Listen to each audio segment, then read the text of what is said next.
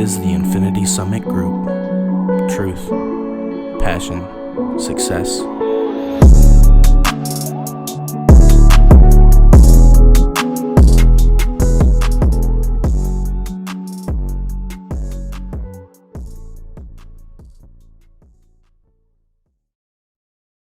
At the emergency room, they have a code. They have a red, a yellow, and a green code in the emergency room. And if someone comes in, they're either red, yellow, or they're green. If they're green, they're sitting in the waiting room for a while. If they're red, they're coming right back.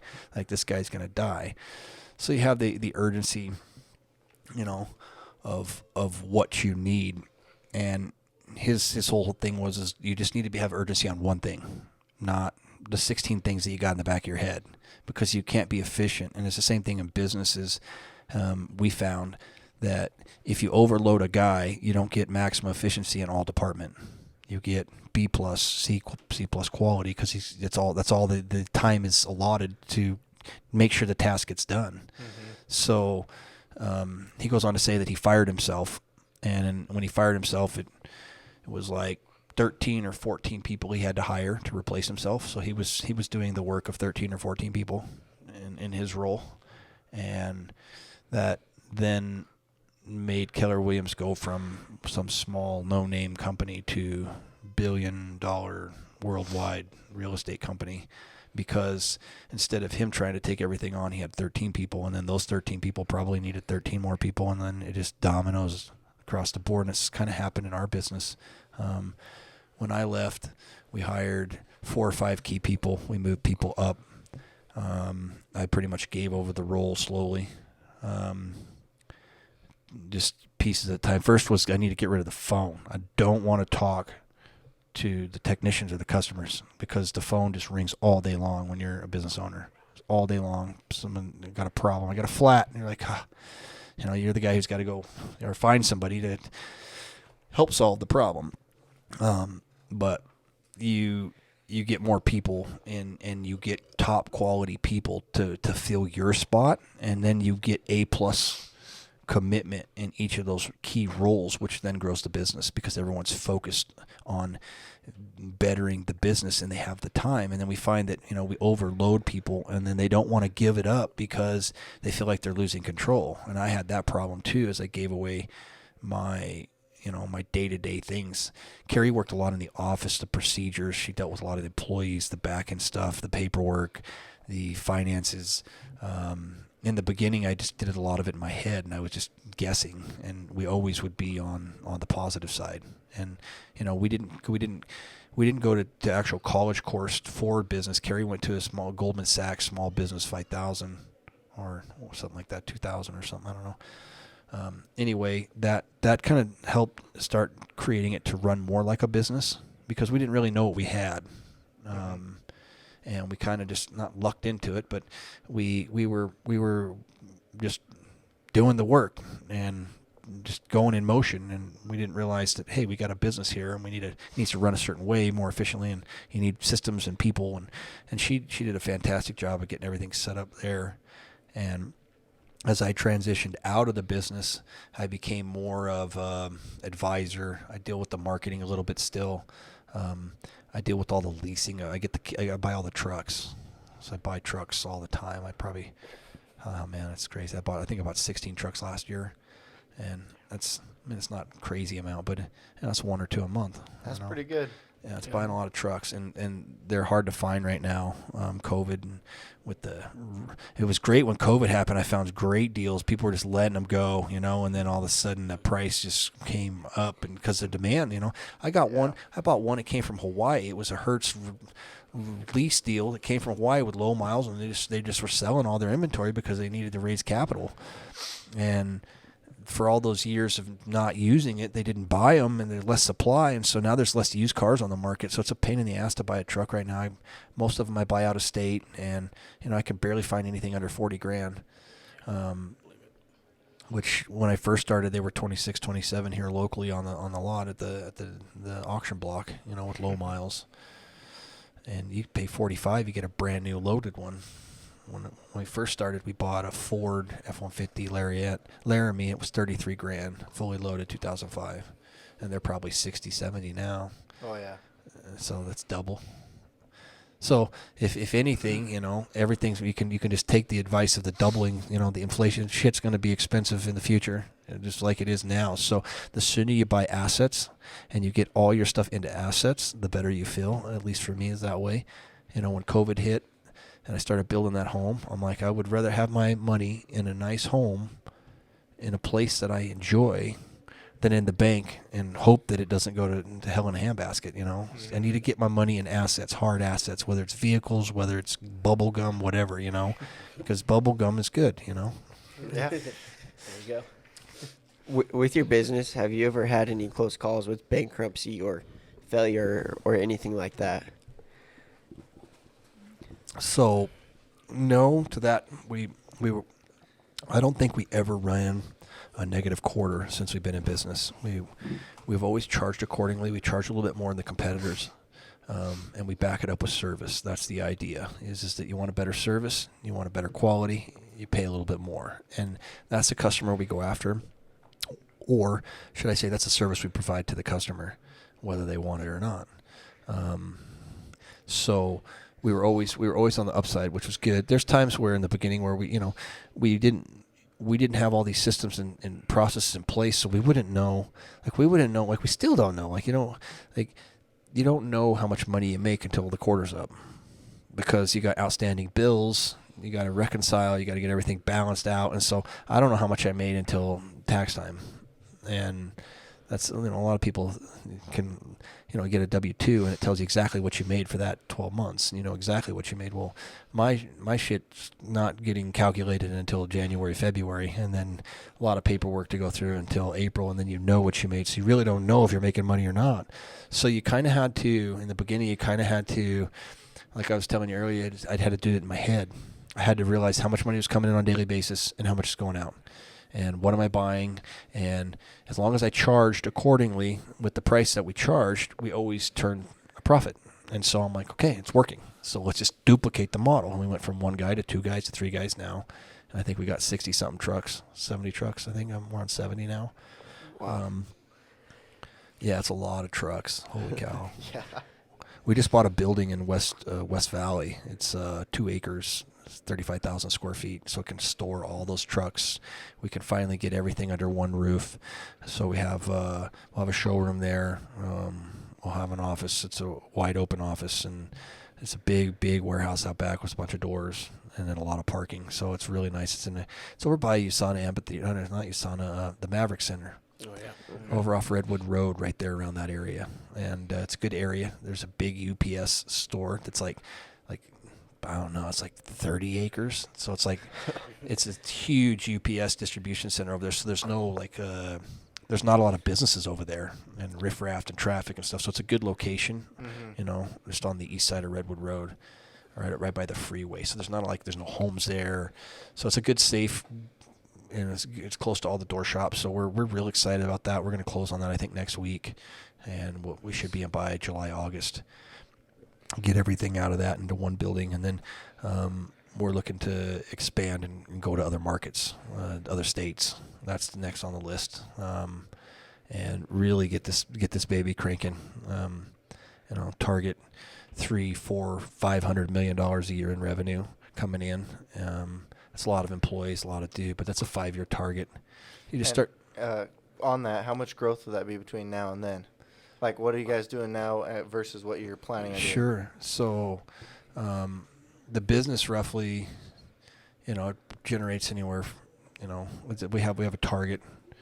Let's say 25 million. We'll just put that out. That's a good number, right? Mm-hmm. So let's say we're doing 25 million, which I think we came close to that last year.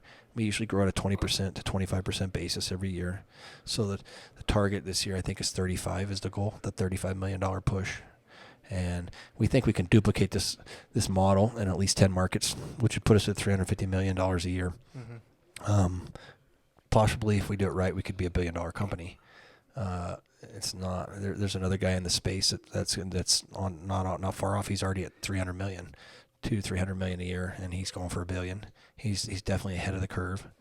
COVID slowed him down immensely because couldn't take on new dealers, so it's hard to grow during COVID. Mm-hmm. And we weren't in a growth state. We haven't been in a growth state for multiple years. We naturally grew just off of organics. But we were dealing with Kaylee, so, and we were making more money than we've ever made in our life, and so it's like, do we really need to make more money? Like, I'm happy if I just tell management, like, look, just duplicate this every year, and every year they do better. And so it's like, great, good job, guys. And all those employees are incentivized too. You incentivize the employee to grow, then which is something that'll be cool that we'll be rolling out in the future. Is more incentives to the employees, so where they can get more of a cut for being long term with the company. Because everybody, you can ask people, like, do you want to own a company or do you want more money? And most people would say more money, but some people would say a company. Some people would say that long term it'd probably be a better investment. And I'm like, well, what if I give you that spread out over time? Which really what you want is more money. Ownership is great, but with ownership comes a lot of headache and responsibility and accountability. You gotta make sure you produce for everybody's sake. But ultimately, we want all of our employees to make a lot of money. We want them all to be living in homes with their families, doing what they enjoy with more time off. That's the goal. And one way to do that is raise prices. And we've raised prices going through COVID. We have not taken them down. I mean, I think we have. We basically go market what the door's going for is where we baseline it off anyway. So if the door's up $100 and the price is $100 more, if it's down 100, and so we move and fluctuate with that. But we want our employees to be more flexible going forward, because that's something that nobody wants to work all the time, work 6 days a week, because we work you hard, right? I worked hard. I mean, I seem like 10-hour days, a common day, and 6 days a week sometimes, and it never ends. And it's hard to get a lot of stuff done with that. And so we're starting to realize that. We realized that a little bit last year, that we bumped it down to where guys only go to 4-5 calls max a day. So that the baseline is 4, and if they're running ahead, we'll give them a 5th, but no more than 5. That's the goal. Where before we'd run 6, 7, 8 calls on, we'd stack them deep on people.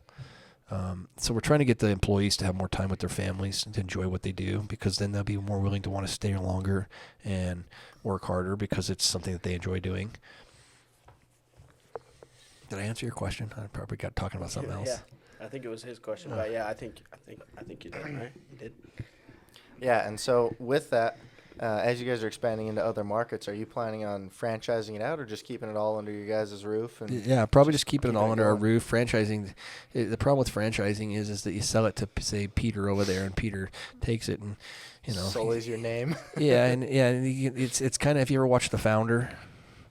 I believe so, with McDonald's. Yeah. That's where the guy was selling hot dogs he shows up at one McDonald's and the guy's selling hot dogs, and I'm like, we don't sell hot dogs here. And like, we do here. And it's like the consistency. That's a trick. It's very difficult. We were able to go down to St. George and operate, open up a business down there. It's been successful. I think there's 6, maybe 7 employees down there now in under 2 years. They're cranking. They're pumping good numbers, good volume. Satisfying customers, got lots of good reviews down there. That's the goal, obviously. And so we're smashing it down there. We moved into Cedar City. Cedar City's actually become one of our top, map performers. So we're thinking about going up to Logan too. But I think that's in the short term, that's going to be probably the next move there, and then get business license, go to Mesquite, and then into Las Vegas. That would probably be the easiest move, because Mesquite's close to St. George, and they want to expand St. George to that market, and you need a license in Nevada. So if we get the license in Nevada, you can do it in Vegas and there, maybe on to Reno after that. Kind of just follow the natural flow of where we're at. Denver's close, Boise, Phoenix, probably stay out of California, probably stay out of Washington, probably stay out of Oregon, and maybe push over to Charlotte, get some East Coast exposure. Florida's a great market. They have hurricanes there. Those doors get blown out, so they got to buy extra reinforced garage doors, which They're That's heavier. expensive. Yeah, it comes more expensive and they're harder to install, so there's more labor involved, so you can make more money.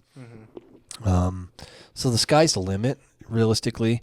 I'm supporting my wife on that move. I wanted to retire. I practically. I don't want to retire. When I say retire, I don't want to retire, but I don't want to have to set an alarm in the morning for if I don't want to.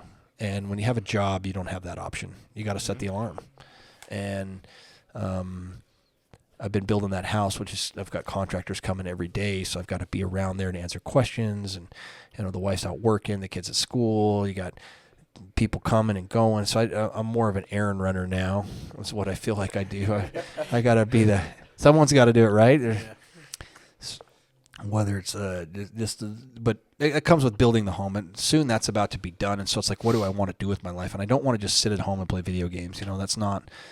That's not what is going to be best for me long term. I don't mind sitting down and playing a couple games, but on a daily basis, if I just stare at the computer all day, trading stocks or playing video games, that's just not productive. And I think ultimately it will affect the quality of my life. So that's not. It's when you sit around and everybody else is working and there's nothing to do anything. It affects your mentality so bad. Yeah, well, you can bug out in staring at a screen. That's one way to do it. And then all of a sudden it's 5 o'clock and you're like, oh, what happened to the day? Like my days just fly by because there's it's like, God, it's already 5 o'clock. I didn't even do anything. I'm still in my pajamas. Did I brush my teeth? Yeah. So, but that's not the every day, but it does happen. Yeah. So where can you see yourself personally in 10 years, let's say? That's a great question. If you'd asked me that question 10 years ago, I definitely would not have said right here. I would never would have thought this is where we would be. And that's from our team. It took a team. You guys were involved in that. Everybody showing up every day, making sure everything happens, whether it's long term or short term. We have 10 years from now. I did this thing about 4 or 5 years ago, and I want to be more involved in service. For me personally, I was thinking about doing some sort of foundation or charity with in memory of Kaylee to assist people that are struggling with some sort of disease or problem that's terminal or life-threatening, and they're struggling to make ends meet because we were able to pretty much do anything for her. And it doesn't matter how much money you have in the world, you can't buy health. Steve Jobs said that. And so what I'd like to do is help or assist with struggling families or people that are they get cancer out of the blue and they're in debt to the gills and they're struggling. I would like to set up a nonprofit and do some charity work that way. That's something that's on my list. First I wanted to deal with the homeless, but I don't think I have the solution to homelessness. People want to live on the streets. That's their choice. They're choosing that. And how do you solve something that people are choosing? It's kind of like help the guy to quit drink. You can't help the guy to quit drink. The guy's got to quit drinking. I can't make him stop drinking. Mm-hmm. And that's when I quit drinking, that's how I did it. Is finally made the decision that you're the only one that's going to be able to stop yourself from drinking. You make the choices, and so don't do it. And I had to mentally reprogram my brain. And I watched a good documentary on a guy who had done some studies on that and how you imprint certain things in your brain, and it's kind of like a freeway. They talk to each other, and you create these freeway lanes. Like when you jump on the freeway, you're not like paying attention; you're just driving straight, right? You can zone off and steer with your knee and eat a cheeseburger and not worry about anything. Talk on the phone probably too at the same time. But that's what happens whenever you drink. You just go and you drink and you start building those pathways, and your body's expecting you to drink, and you enjoy how it makes you feel sometimes. And so there is a mental connection that you have to break, and you have to not get on the freeway. And when it comes to drinking, that's how I quit. I realized that I have to make the choice not to ever drink again. And once I made that choice, drinking was a problem with relationships, and that creates. I realized no matter who I was married to or who I was around, if I was drinking, I'm probably going to have problems, and I'm probably going to have bad relationships because that had been the experience in the past. And so it was a nice lesson to learn. But people sometimes ask, can you help so-and-so do something? You can't help someone do something. They got to do it themselves. So you'll never touch liquor again? Probably not. Actually, I have a bottle of wine that I used to like that I have. And I told my wife we'll have it when I'm 80. And then when I'm 80, I probably won't want to. I might even be alive when I'm 80. Probably won't want to drink it when I'm 80. So that's the goal. But, yeah, I choose not to. And, I go around people. People think, oh, does it bug you? No, it doesn't bug me at all. If you want to go get drunk and feel like shit tomorrow and say a bunch of stupid shit tonight, go right ahead, man. Just don't bug me, all right? Just don't bug me while I'm doing it. Yeah, I got lucky with that. Drinking just hurts me, so I stay away from it for the most part anyway. That's awesome. Luckily, yeah.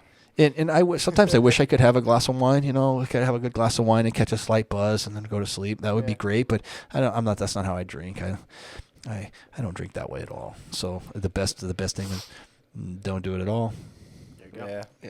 Yeah. So in regards to your new home, what was the original cost of the home, and what did it end up being? Because I know it all got stretched out, right? Yeah. So the home, I don't have a final number on the home, but I can give you a ballpark. When we first started, we bought that lot up there. It's 4.5 acres, I think, and it was $900,000 for the 4.5 acres, which I feel that's pretty. It's not bad. I mean, it's not bad at all. Half acre lot around here is going for what, $500,000? Yeah, more than that. I mean, beautiful area too. The view is stunning. Yeah, isn't it? And so I felt that, it's not all buildable land, and a lot of it's hillside, but at the same time, I felt, for that amount of land, that's not a bad price. Okay, I'm into that. And then I, me and Carrie were like, let's not build a home over $1 million. That was the first plan. And we were looking at a home right around the corner, and I think it ended up selling for like $1.4 million, and which at that time we thought was a lot of money, and. So, and $1.5 million is a lot of money, whether it's this time or any time. But we thought that was a lot for the house, I guess is what I'm getting at. We were going to have to remodel it. It met 80% of what we wanted. And the neighbors were all around you. So we decided that we would spend no more than $2 million on a home and build a nice home, and it'll be an asset. It'll appreciate. And it'll probably be the last home we build, and we'll hold on to it, and then we can sell it. It'll be worth more in the future. And and this is right when COVID, this is when COVID was starting, and we'd already bought the lot, and COVID happened, and the price, when you build a home, the builders will say it's going to cost X amount, but that doesn't mean it's going to cost X amount. They're just guessing, and hopefully, if it doesn't, then they're going to cut somewhere, and they're going to cut a corner, or they're going to increase your price or whatever it may be, because it's a budget. You start just like with the budget, just like anything, if you have a budget on household repairs and the roof gets blown off and insurance doesn't cover it, or you have a flood or something, then that you weren't budgeting that repair in, and you totally blew your budget. And so it is a budget. And so we said, okay, let's do $2 million. So we tell the architect, we'll build us a $2 million home. We're into it, $900,000. I said, we'll probably go over $100,000. So it'll be a $3 million deal. And I owned a home in Harriman, a rental that I bought. I paid $265 for it. I ended up selling it for $440. I cashed that out. I cashed out our other Harriman home. So we had a little over $1 million something there, and we had a savings of $1 million. So we had $2 million just saved, and then we had some more money in the market, and I'm just thinking, like, I got all this money and the world's going crazy, and I would rather be in a house that I enjoy. So I wanted to basically build a vacation home, somewhere where I always felt like I was on vacation. That was the goal. And when we used to go to the Grand America all the time, once a quarter, once a month in the beginning, just to get away from Harriman and get away from work and everything. And we just go spend 2 nights and eat room service, and that's what we would do. That's our getaway, and then we'd go right back to work. And we recently went to the Grand America, and we're like, let's just go home, honey. So we've got what we built what we wanted. So they draw up the house. The builder sits down, gives them a budget, and it comes back at $4.2 million. And we're like, no, that's not $2 million. It's not $2 million at all. That's not going to work. You gotta fix that. So that was part of the problems that we ran into up there. Is they cut square footage, thinking that would solve the problem and get the number down.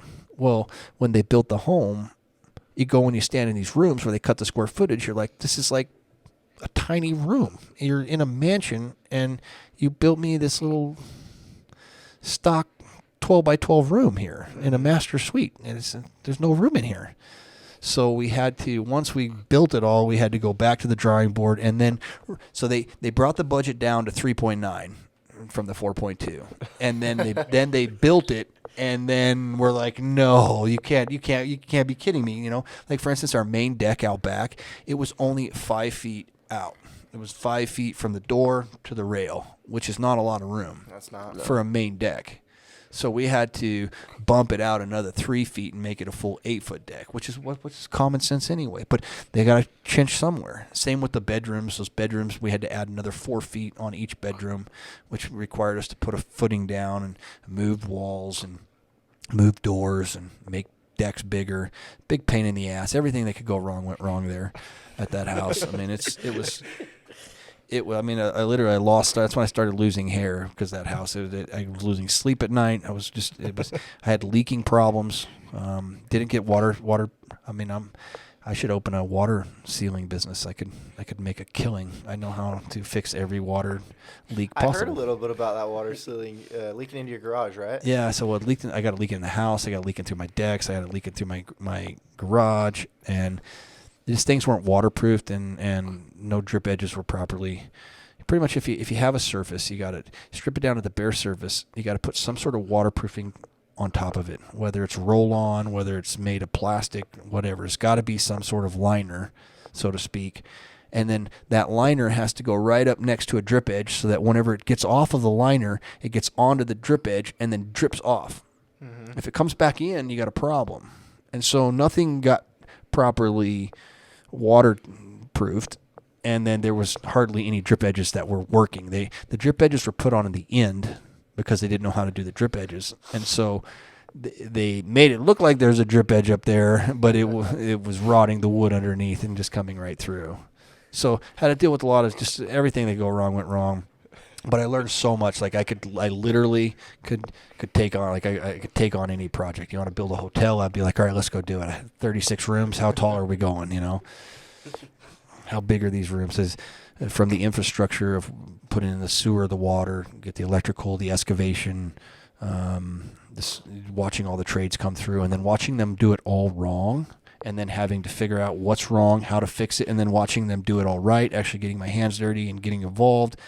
You learn quite a bit about boilers, how the radiant heat system works. It's kind of like a sprinkler system, more or less, that just gets heated water run through it. And it's got valves on it. It's just the same thing. A furnace a boiler that heats up the water and sends it through to get a pump it through the tube. So it's just all common sense. But in the grand scheme of things, when you look at that system, you're like, wow, that thing's complex. I would have no clue how it works. But it's, once you get involved with multiple problems and issues, and you have to start actually digging into it, you become an expert.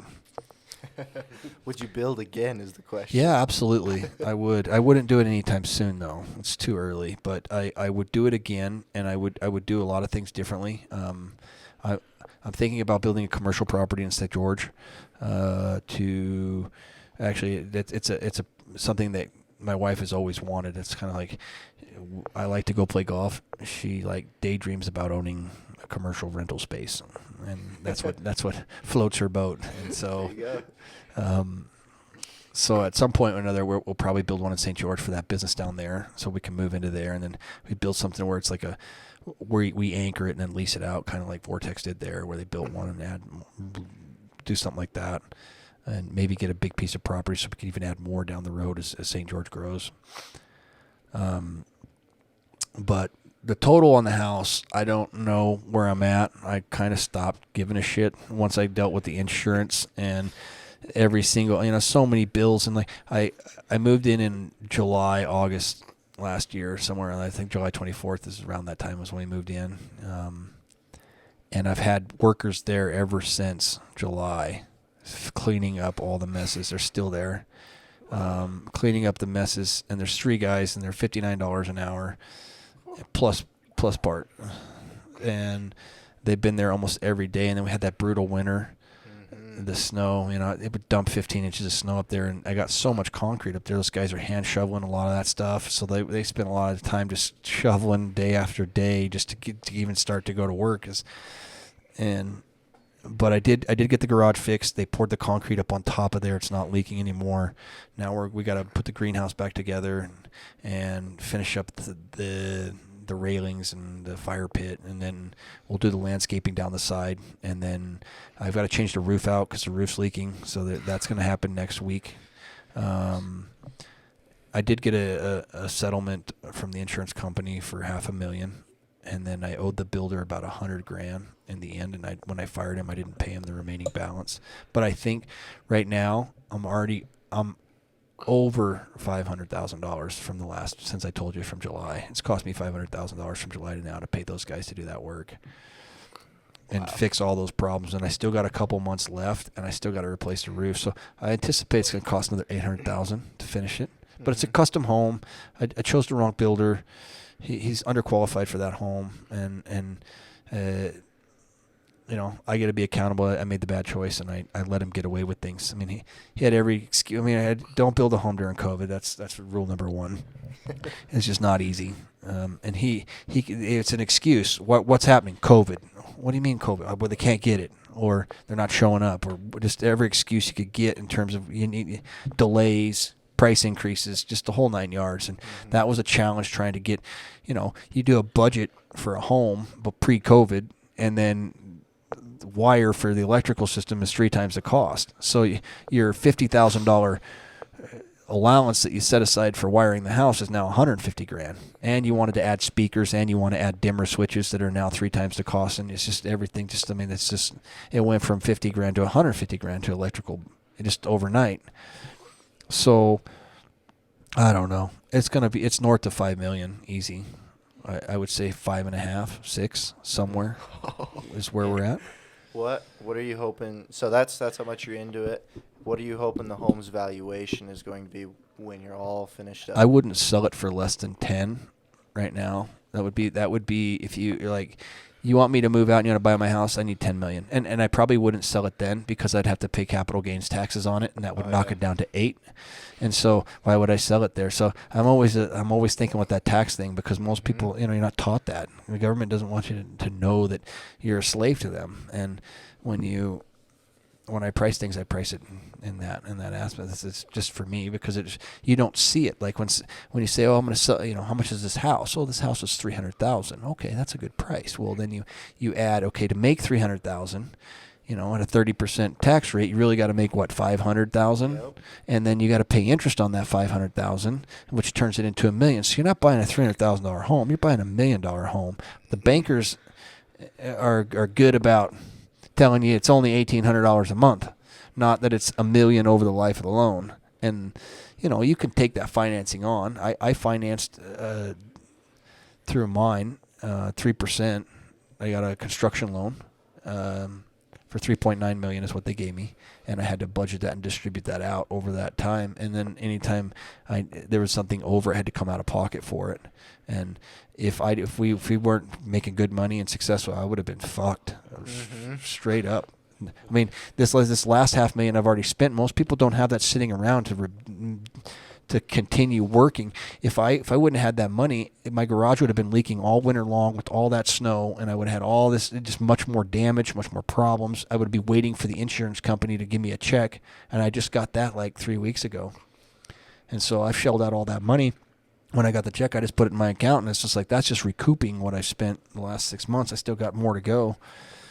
But, definitely would build again, would do things differently. It's a little too soon, though.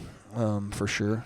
I want to just have contractors not around me for a while, because I've had every Monday through Friday I'm dealing with a contractor at my house, or calling or coming, or and then chasing them down. As you know, sometimes people don't show up or they're late or Can't find the house or something. yeah, and I got that gate down there, and so and my doorbell's not working right now, so it's like they can't ring the doorbell, and some people are dumb, they don't even know that there's a call box there, and so they go to the gate and wait, and so it'll be nice to put all that behind me.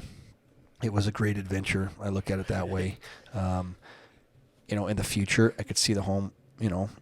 If we're just like we talked about, or the bubble yum earlier is 50 cents, it's probably $2 now. This is 4 times in 40 years. So let's just be conservative and say it's double that in 20 years.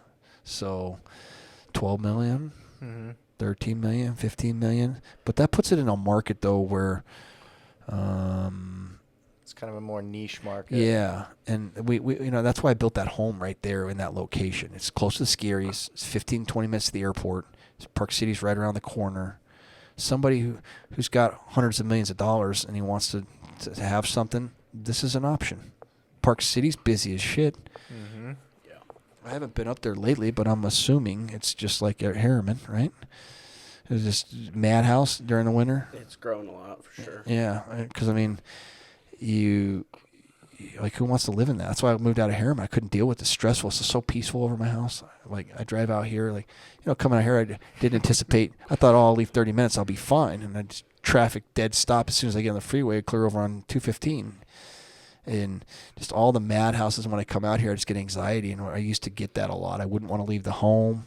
I don't want to go anywhere, and it kind of make me angry. And so I'm like, I got to get out of Harriman. And that's why I went over there. It's more peaceful, less people, no more growth over there, and that's why I chose. It's like I want to live in this area. I told Carrie, "Are you going to ever move out of Utah?" And she says, "No."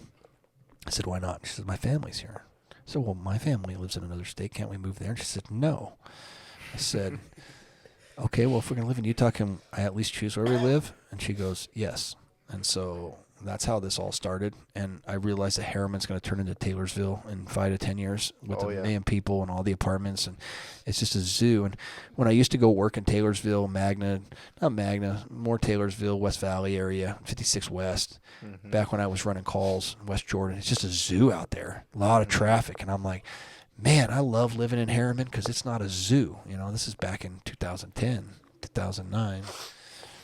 And that's what I always loved about Harriman, is you could come out here and just felt like you're away from everyone. And then once that went away, I'm just like, oh, man, I started realizing it's going to be like Taylorsville and that same shit every day.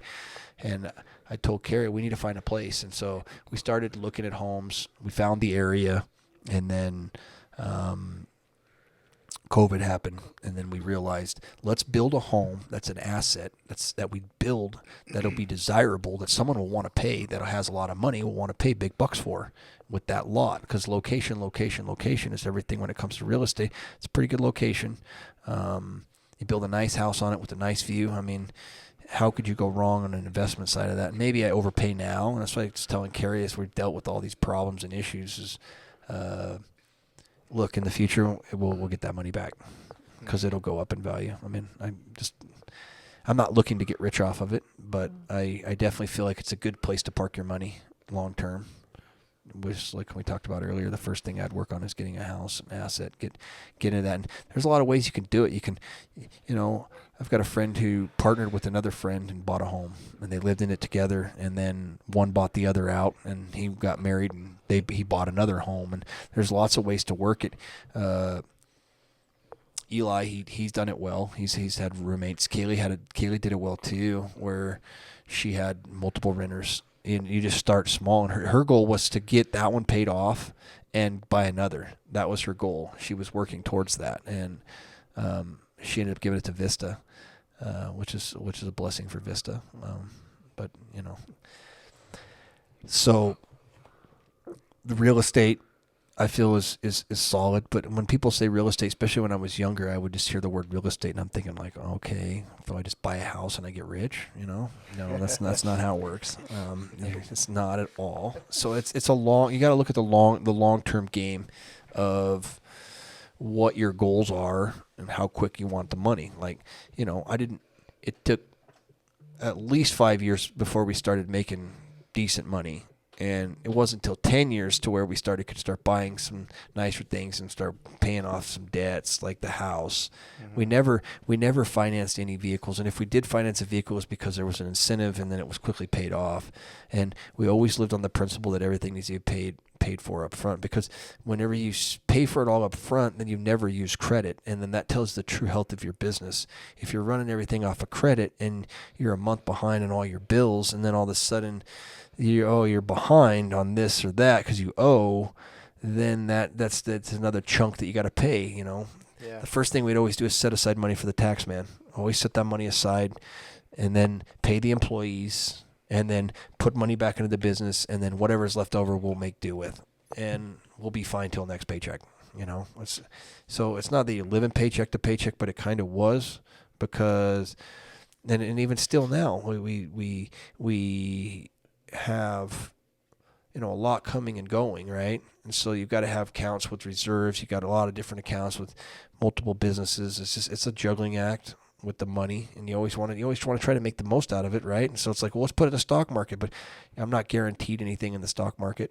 And quite frankly, everyone does these 401ks, but the problem with the 401k is, if you're like my dad, he went to retire and it's 2008, and it's like he panicked sell and he lost half of his retirement, and then the market in decline, the housing is in decline. He ended up having to short sell his home. So it's like he worked his whole life to put everything in his 401k and buy this property and follow the real estate model, and then he's SOL and short selling his home and losing half of his retirement, and then he retires. And so it's timing. Timing is key. So like if you do the 401k thing and you rely on stocks, there's timing.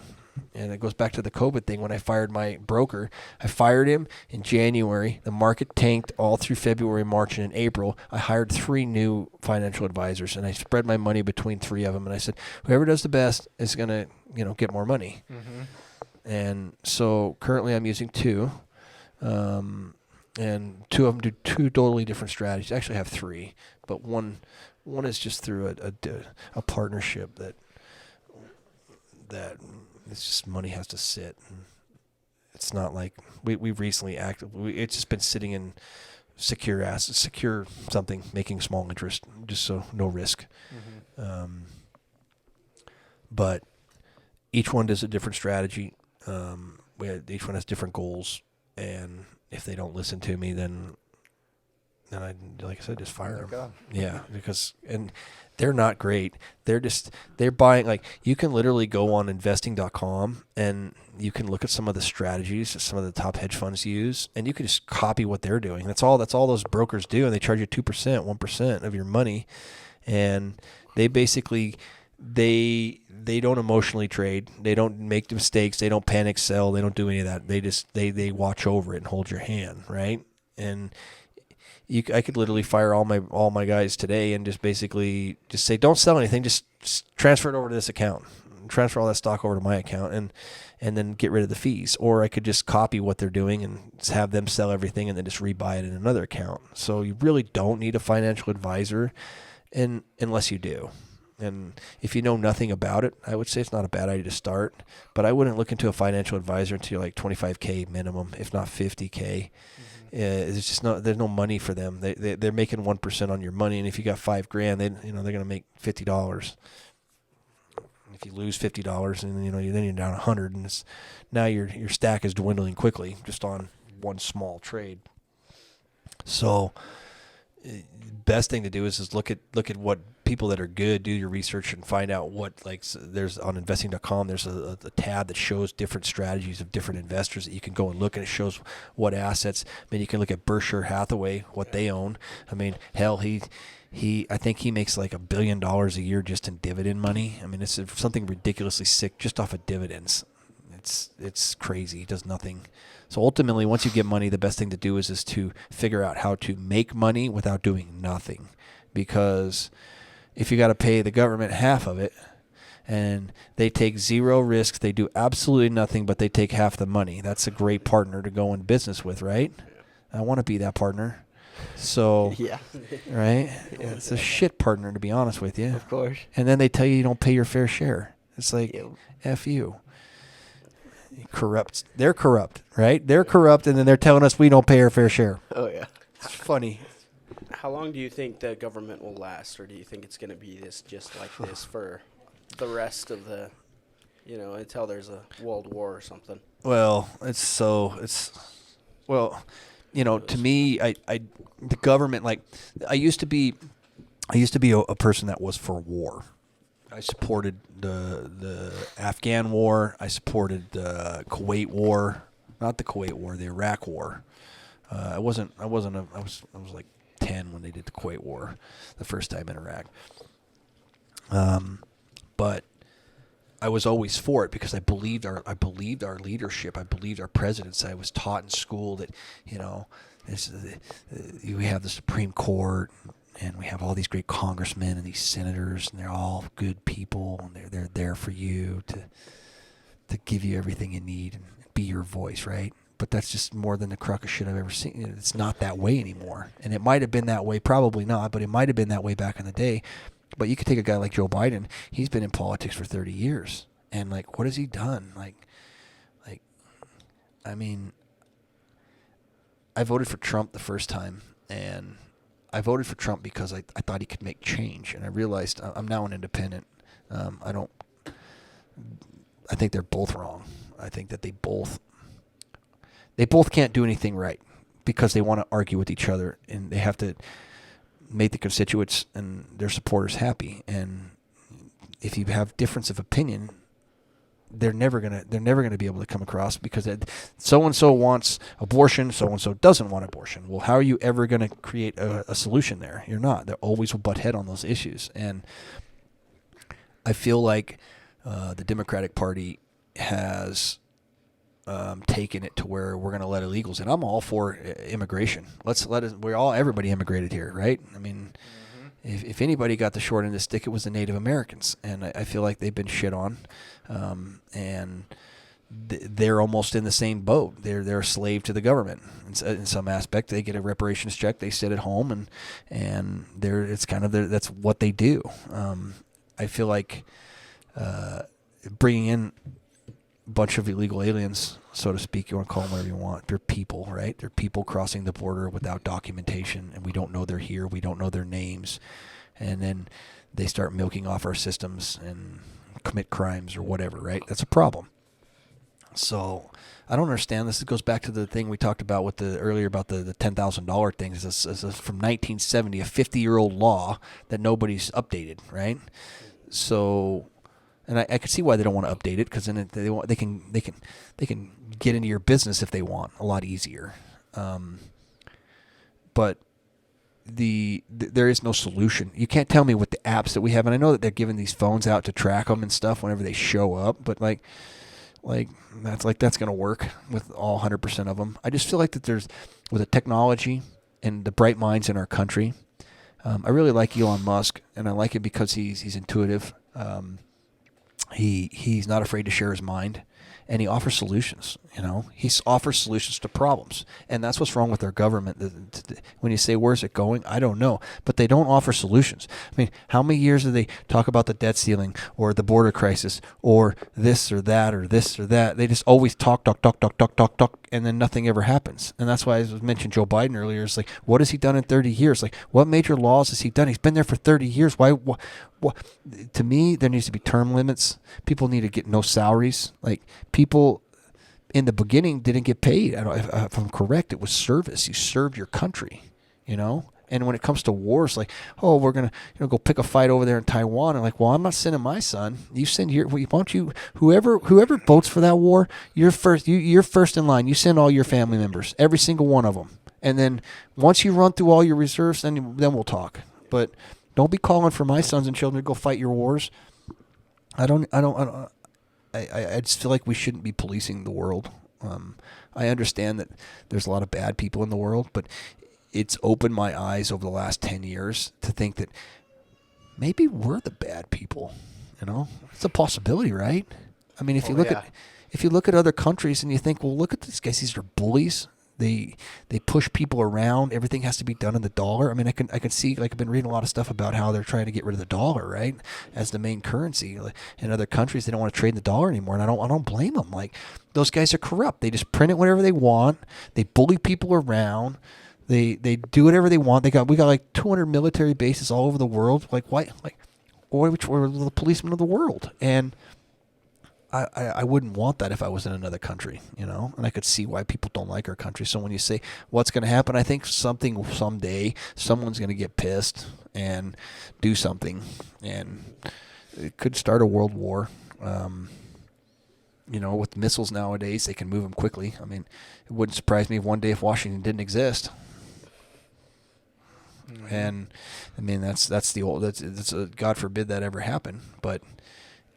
That's you piss off enough people, and you look at the people that are talking about doing that gold system and getting away from the dollar. It's Iran, it's China, it's Russia.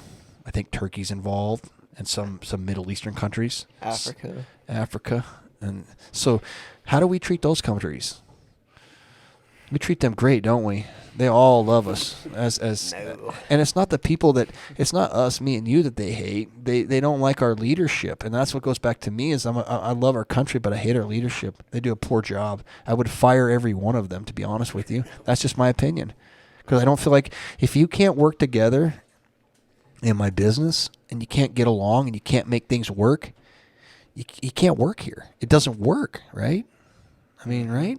Yep. Am I crazy? I agree. to think that's so, I don't like getting on the politic rant, but it's frustrating because I feel like they tax the people to death. We don't, we went to war for a small tax, and now you're basically born into tax. And I've been trying to teach my son differently. Like, look, if you want to go to college, great. Let's do this. Let's get you to high school as fast as possible. Get some AP courses, and let's get you through your 2 years of school. Just so in case you ever want to go to school, get those done, out of the way, behind you. Because Eli's going back to school now in his 30s, and it's just, that's not desirable. When you're young, there's more ambition, you get it done. So let's get it waxed out. Get those 2 years waxed out. If you want to keep going, let's keep going. Do whatever you want, whatever makes you happy. But don't get sucked up into the system of get in debt. Because I told him, look, let's go to a community college, something to do online. You don't need to go to these people go to Princeton or they go to all these world-renowned schools, which is great. There's a lot of intelligent people in the world, and there's a lot of great information. These people are very intelligent and smart, and just like, wow, it's amazing. I see some of these finance guys and just watching their brains work. It's just like, I'd love to see Einstein. It's kind of like Elon Musk. He's intriguing. To me, he is, because he's brilliant. And, I think he sold his first video game at age like 7 or 8 for like $65,000. Like, he created his own video game at that age. That's pretty impressive. Mm-hmm. He created PayPal, Tesla, and now he's shooting rockets to Mars. So that's a brilliant mind. And so I think school's great for a lot of people, but it's not for everybody. And I didn't know when I was in college what I wanted to be or where I was going to go or those types of things. So just some hard work, dedication, and having, I wouldn't have been able to do this without, it was nice to have my wife, to be honest. If I needed something, she was there to support me. Parker, he was wonderful. If I wasn't around and had a long night back in the day, he would have to fill in. So that got us through the early years, and then just as we've grown over the years, he's as I followed what Keller Williams said is focus on one thing, and that one thing for me is, okay, let's see, how do I replace myself? And then we did that, and then it's just been the model that's everybody we've multiplied that in other places, and we see other people needing other people to replace them because when we first hired our general manager, we had 20 trucks. And he would oversee the fleet. Now we got 60, and he's like, "Oh, I can handle it." And I'm like, "Dude, you're dealing with 3 times the amount of trucks you did, and you're dealing with, 6 other things that you used to not deal with at all." It's like you've got the Keller Williams problem. You're not focused on the one thing. And so focus on the one thing. Figure out what that one thing is that you want. I stick by that model. And if you want to be wealthy, just speak it, and it'll come. It's just that's something Carrie always did. She was always a conscious creator. when I first met her, she told me I'm gonna make $10,000 a month, and I was just like, "You're crazy," you know, because at that time we were probably making $2,000-3,000 a month. You know, she's like, "I'm gonna make $10,000 a month," and a year goes by, and she's doing home loans. The next thing you know, she's making $10,000 a month. I'm like, damn, you know. And she said, "I told you." She said, "I'm gonna make $10,000 a day." And I'm like, okay, yeah, right. That's bullshit. And you know, now it can happen, and she consciously creates those things. So just throw that out there. Have clear intention. You know that, right? On what you want, and just don't be shocked at how it comes back, because it might not look like what you want. You know.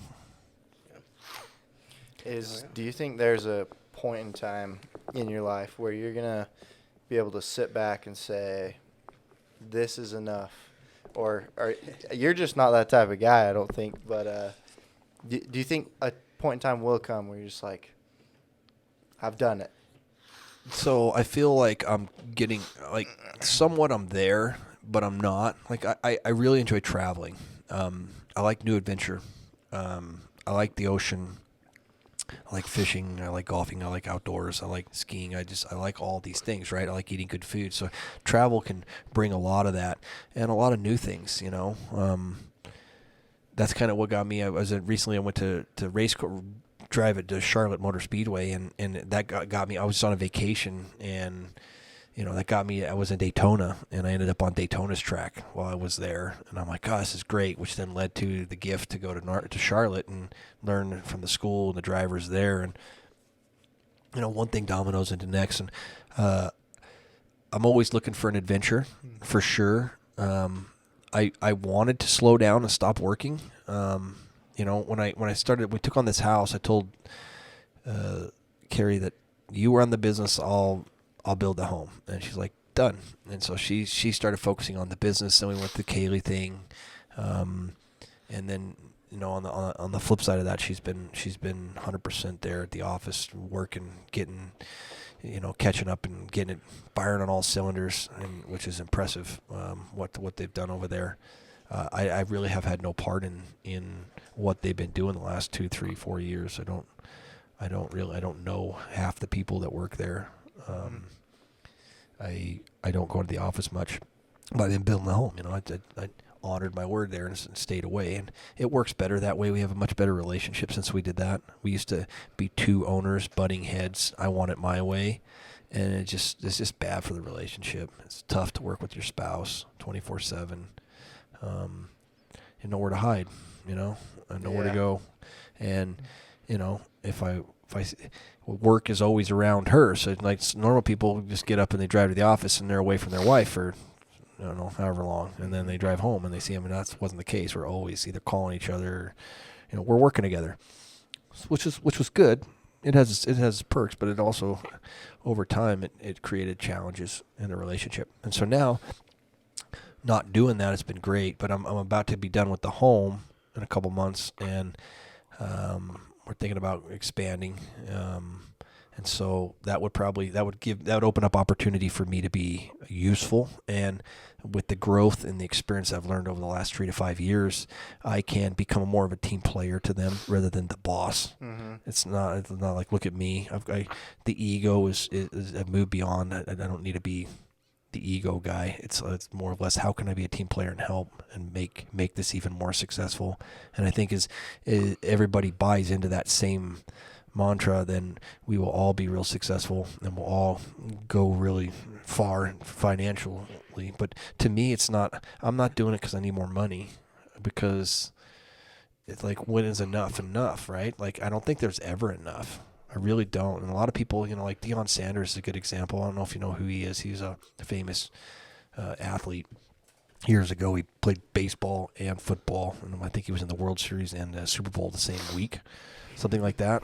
He was talented. Anyway, even, you know, he had everything he wanted. He wrote a book called Sex, Money, and Drugs, something like that. And basically, all that money just brought women. It brought drugs, it brought partying, it brought all these other things in life, and that he was looking to fulfill something, you know, fill that void. And I think that all goes back to love. Everyone wants to be loved, looking for love, and they're looking for in the wrong places. You know that song? I think there's a song like that. Mm-hmm.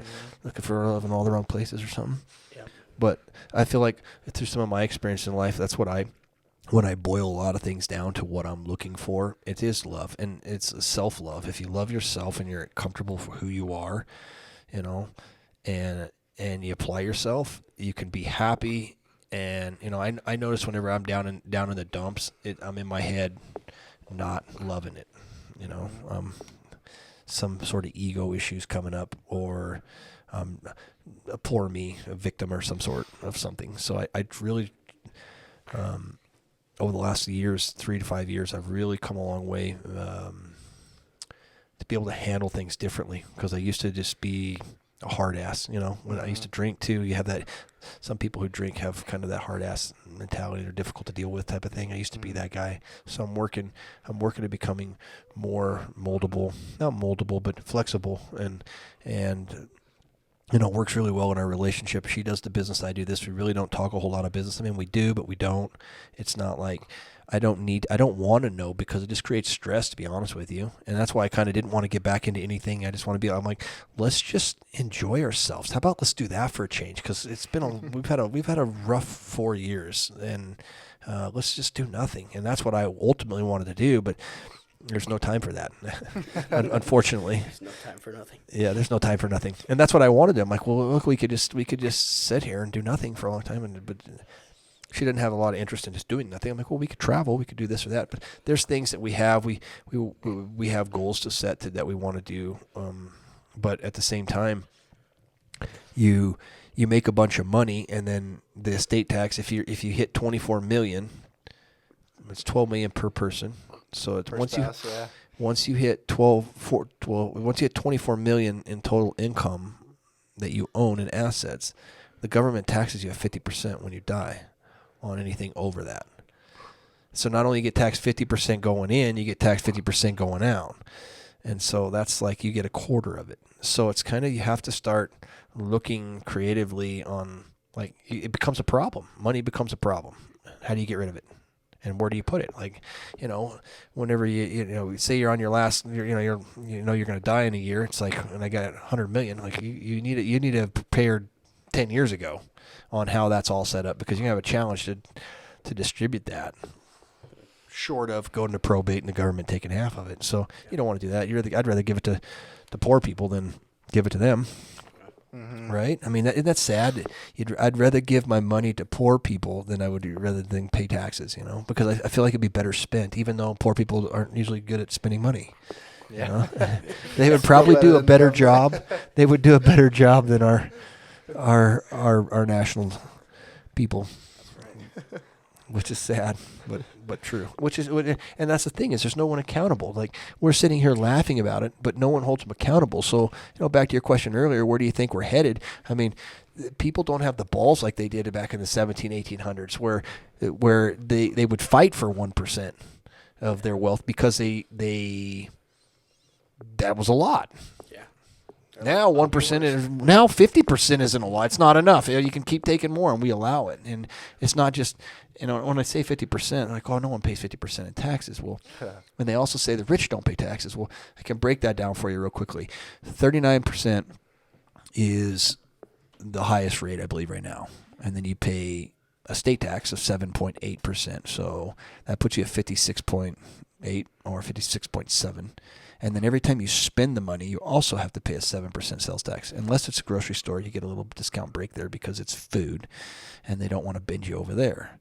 So you add 7, and 39, that puts it over 50% every time you make $1. To buy it, to get it, to pay it, to use it, the round trip is 50% goes to the government.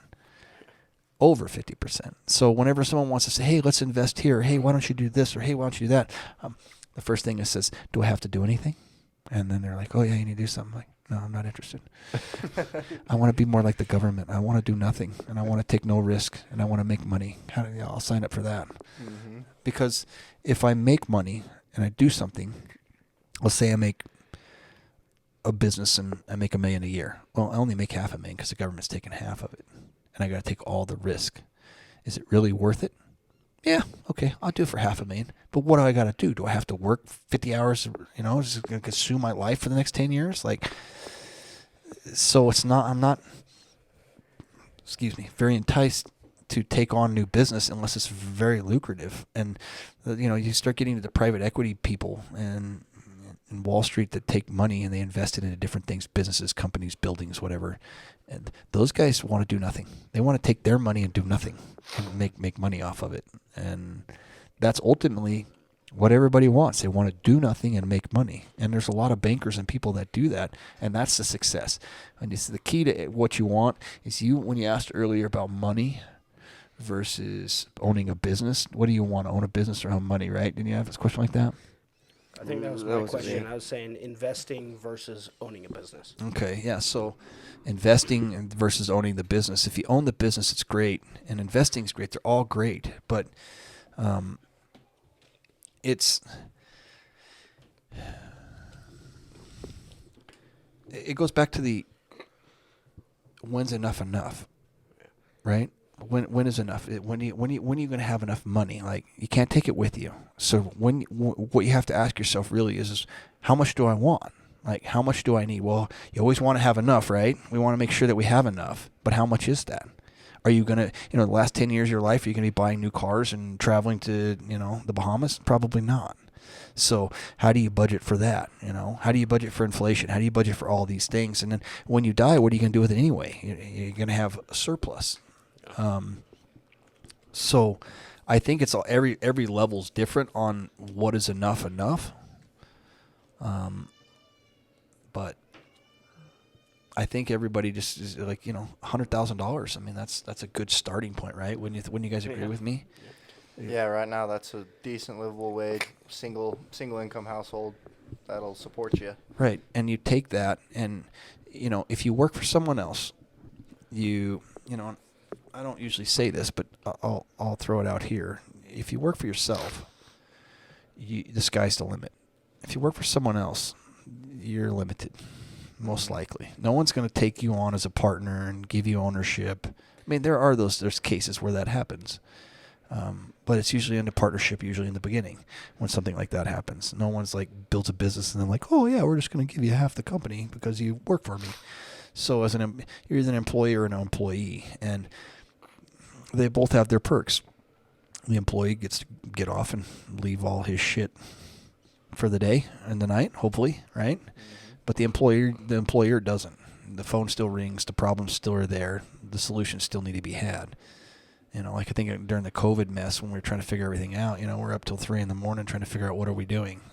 Are we laying people off? Are we going to? What are we doing? Are we going to remote work? I mean, we already had remote work set up before remote work was a thing, because we figured let's keep everybody we have to keep the business running. The business needs to run, and I don't want people talking to people if it's contagious. I don't want anybody talking to anybody, because then if someone gets it, then everyone's going to get it. Then we're going to be SOL because everyone's going to be sick. So we're we can't have these guys talking to each other, and so we had to figure out ways to try to keep people away from each other, so that we weren't shut down via government regulation. I mean, I was watching a video yesterday about all the COVID BS. I don't know if you guys seen that one going around. It basically just a 2.5-minute clip about all these people talking about the anti-vaxxers and how that they're the problem and that they're causing all these deaths, and they're just complete asinine people that what they were doing. And just even the whole thing, they just ended the pandemic a month ago or a week ago or something, I think, which is just complete joke. That shit was the flu that was made, I think, and it almost wouldn't surprise me if it was made by our government and they were involved in it to create panic and widespread to order. Because people say, why do we go to war? And it's money. There's money involved in war, whether it's missiles, bombs, property, whatever. There's a hidden agenda, right? Mm-hmm. Well, think of that. Think of all the money that was made off of face masks, for example. Think how many face masks have been made in the last 10 years versus the last 2. There's probably 10 times the amount. That's just in face masks. Then you talk about medicines and big pharma and all the kickbacks. I mean, I think one of the companies, I want to say Moderna or Pfizer made, I'm pretty sure it was $100 billion off the vaccine alone. Just right. And no risk. And it didn't work. It didn't work. That's the funny thing. And then people still got it. And it's just oh my gosh. I got COVID early. I think I got it. Did your parents catch it up at that party? Yep. Yeah, we got it at the same time, so we got it pretty early. I think that was anyway. I think it was not early, but I think it was like October, like 5 or 6 months after it came out. Anyway, and I got sick, and it sucked. Just like anytime you get sick, it sucks. And then I was better, and then I'm like, why do I need a vaccine? My mom's like, I'm going to take the vaccine. I'm like, well, you had COVID. Why would you take a vaccine? Well, they're telling me on TV I need to take it. And I'm like, why don't you go get the measles vaccine too while you're at it? You already had measles, so you might as well get that one too if you're going to take this one. And she's like, And so she didn't do it. But my other dad, he did take it. And, he bought into the sauce. And then he got COVID and he got sick as hell. So that's a shame that,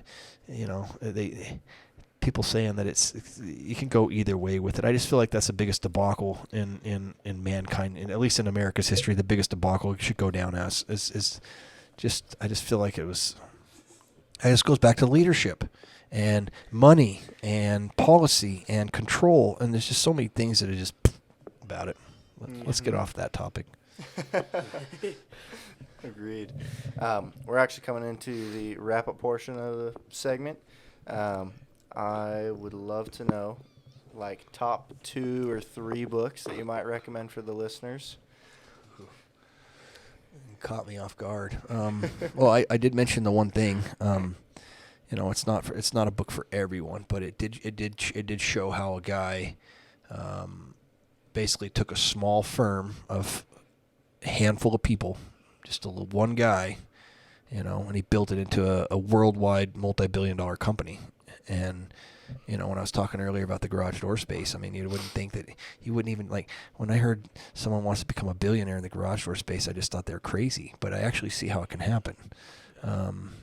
And same thing with Keller Williams. It was just him and a group full of guys, and next thing you know, he is where he's at. So I recommend that book just for that purpose. For me, it was a little bit different. It allowed me to start letting go of things and letting others take over. And I learned our business has flourished since I left. So obviously something it kind of it mirrors the effect that it had with his business. Our business, when I left the business, it's exploded.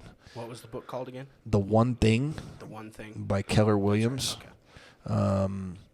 And then maybe on a personal level, I don't know if my favorite book that I've ever read was Interview with the Devil by Napoleon Hill. That's a pretty good one. Yeah, I think that puts you in a good mindset of how things work, and decisions are made, and I believe. I don't read as much as I want, but I do. I don't read as many books as I want. I know people, they read a book a day. I read a lot of news, not news. I research the stocks. I research companies. I'm always looking for data to stay ahead of the curve. You have to stay up with the times, but don't get sucked into the drama. And I don't believe everything I read as well, but I do suck in the knowledge there.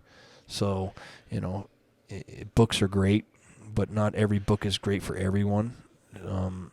My thing was always to try to stay ahead of the curve. And so, spend some time of your reading time that you maybe set aside and do for research for whatever it is that you're passionate about. And for me, it was my business. I was passionate about it. So I always wanted to make sure I was ahead of COVID. I needed to know what I needed to do because I got to prepare for all that stuff. And it's a total difference between business and COVID, but trends. Like, for instance, we were one of the first people to get on the internet and do internet marketing, and then once I got on the internet and started doing marketing, I started working. So I started looking for more avenues on the internet. So staying ahead of the curve by research is good. And the easiest way to do it is Google and Google things. Just Google things, YouTube things, ask questions, make relationships, but those are the 2 books I would recommend for reads. There's a book called Move Your Cheese. It's a small book. It's a sales book. If someone's interested in sales, is Who Moved My Cheese, I think. That was a good book. That was an easy read, quick read. Talks about basically how you can adapt in all environments and on the sales side of things. Because like I said earlier, I believe everybody's a salesman. Some just don't get paid as good as the other. The McDonald's guy doesn't get paid very well, right? Mm-hmm. But his product sells itself. So I believe everybody should read a little bit up on sales, especially if you're going to be an entrepreneur. You're going to be selling something, and entrepreneurship, I believe, is the best way to become a millionaire. The quickest way. You're not going to do it working for, somebody else. Mm-hmm. And find something you're passionate about, and do it harder and better than the next guy, and you'll be successful. Because like right now, I feel like you could go to St. George and you could open any business, and you'd make a killing. There's more people there than there are businesses, restaurants, the whole 9 yards down there. There's too many people, and it's kind of like Harriman out there. You can open up a restaurant in Harriman and you just stay busy all day long because there's no good restaurants out there. Mm-hmm. Now they're starting to get more, since they've opened up a lot of that stuff. But you find the market and make something happen, even if you've got to move. That doesn't sound enticing, but it just depends on what you want. Mm-hmm. Or is that enough? Yeah. That's fair enough. I would ask if there's any parting words, but that was pretty dang good. No, yeah, I'm good. Yeah, thank you for having me on. I appreciate it. It's great to sit down and talk with you guys. I hopefully I shared a little bit of knowledge. Yeah. You did. That's Thank you for Fair coming. say. Yeah, you're welcome. Appreciate it. All right. Awesome. We'll see you guys next week with another guest, hopefully. Yep. Peace out. See ya. See ya. See ya.